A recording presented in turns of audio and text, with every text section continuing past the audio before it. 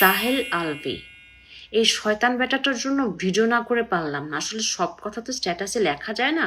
সে acting করে ভিডিওতে কি বলতেছে, লাইভ করছে নাকি শুনছি, সে কি বলছে যে বাইরের লোক ট্রিগার করছে দেখে আমার সংসারে অশান্তি হয়েছে, আমার বউটা সুইসাইড করছে।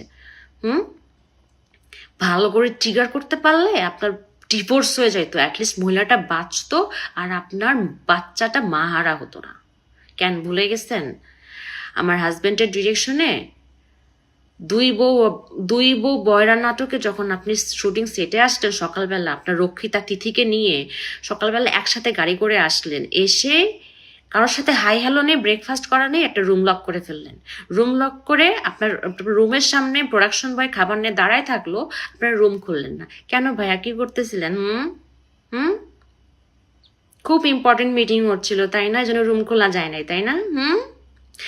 এটা তো এটা, তার মধ্যে আবার সারাটা দিন আপনারা শুটিং এর ফাঁকে ফাঁকে ফ্রেশ হতে যাইতেন না রুম লক করে? অ্যাক্টিং করেন, অ্যাক্টিং হয় না আপনার ভাই, অ্যাক্টিং হয় না। সামনে স্ক্রিপ্ট নিয়ে বসছেন, আবার মাঝে মধ্যে মানে কান্না কান্না ভাব, চোখ টিপে টিপে পানি বের করতে চাচ্ছেন, আবার বলতেছেন পাথর হয়ে গেছি। অ্যাক্টিং হচ্ছে না, অ্যাক্টিং আপনার। এগুলো কথা আপনার আপনার শুধু এটা না, আরো অনেক কুকর্মের কথা আপনার বউকে যখন বলছিলাম, আপনার বউকে আপনি আর মিশতে নেই আমাদের সাথে। আর আমরা যেটা গিয়ে বলতে যাই না, আপনার বউ কাঁদতে কাঁদতে আমাদের বাসায় আসছিল। ভুলে গেছেন এগুলা? ভুলে গেছেন?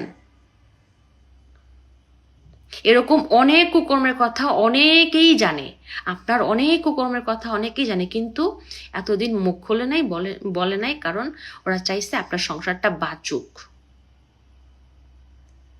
আপনার ডিভোর্স না হোক, কেউ সুইসাইড না করুক। কিন্তু এখন তো আর পানি হাতের ভিতরে নেই, তাই না ভাইয়া?